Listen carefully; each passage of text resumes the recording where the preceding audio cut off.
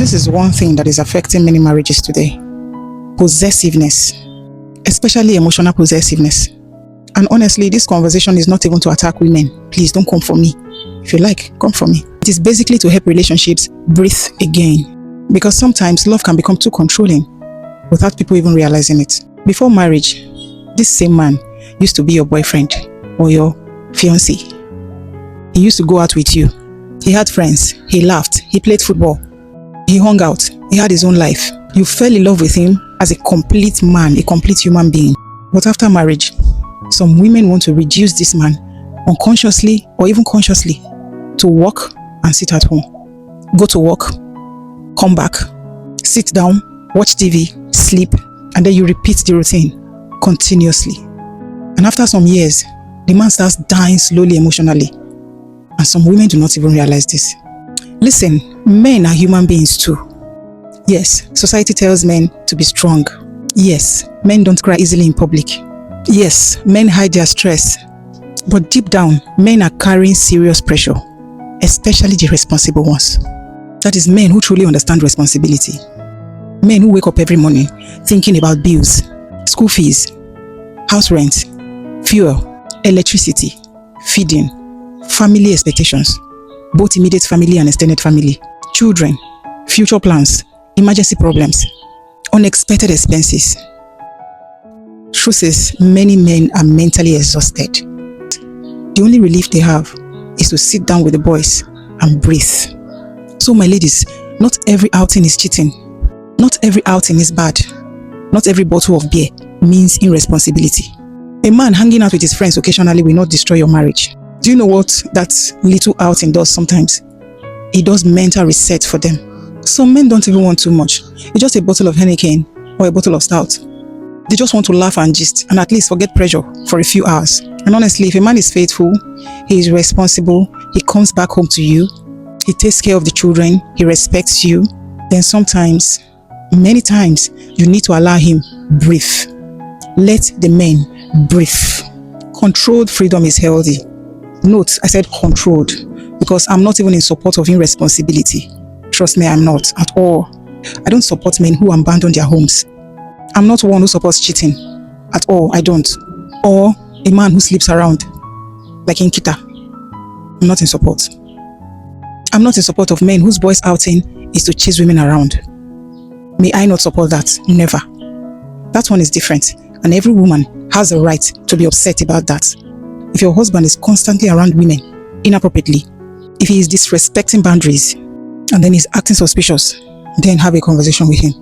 That conversation is very important. In fact, he must sit at home to have that conversation. Very, very necessary. Because marriage requires respect and accountability. But this thing that a man cannot even see his friends once in a while. Hey!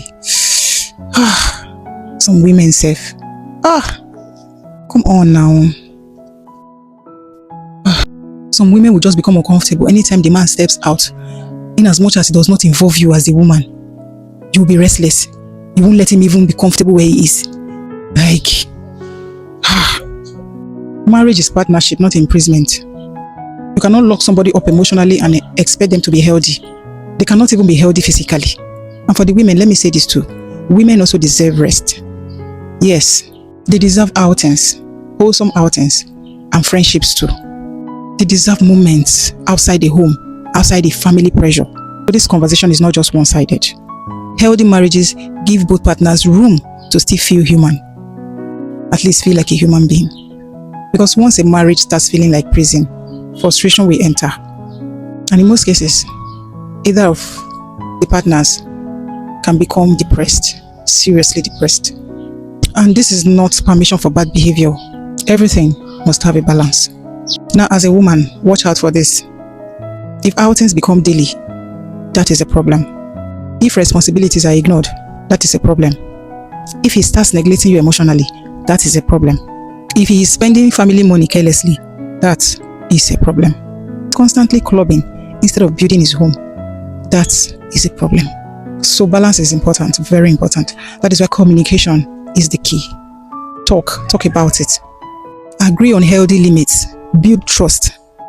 In fact, emotionally, healthy people usually love better. And one more thing, So many men are suffering silently because they feel nobody understands them. Every day they must perform. Every day they must provide. Every day they are required to appear strong. All they need is just one small relaxation, small peace, small discussion over a bottle of wine, and you don't allow them have it. Woman, who are you? Small understanding, small freedom, small escape from home, at least from home pressure. So please, if your husband is responsible, he's a faithful husband, and you know very well that he's trying, allow him to have a controlled phone once in a while. Allow him to hang out with the boys once in a while. And for the men, stop abusing freedom. Come on, be nice. Respect your wife. Love her. Communicate. You're hanging out with your friends, talk to your wife about it. You're with your friends, call her. If possible, video calls. If you have not lost trust at some point in time, I'm sure she wouldn't be doing that. There's always a reason for something, right? Yes, there is. Go home on time. Drink small alcohol and rest. Go home on time and go and be with your family. Protect your marriage. Make your wife feel secure. Because trust is easier when there is transparency. At the end of the day, a healthy marriage is not built on control. It is built on trust. It is built on understanding. And it is built on communication. Giving each other enough freedom to still feel alive. Thank you for listening, and please do not forget to subscribe, like, comment, and of course, share this video. Bye.